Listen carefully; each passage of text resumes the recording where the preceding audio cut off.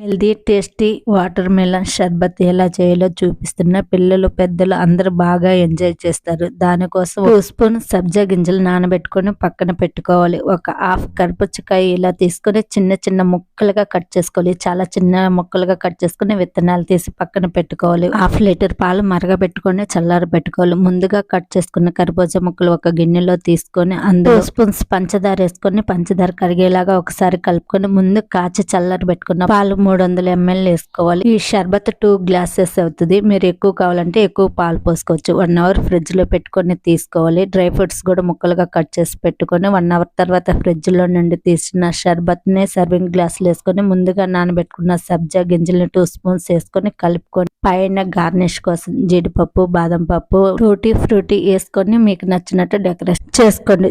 చల్లగా water melon షర్బత్ తాగండి. Video నచ్చితే లైక్ చేయండి, షేర్ చేయండి, సబ్స్క్రైబ్ చేసుకోండి.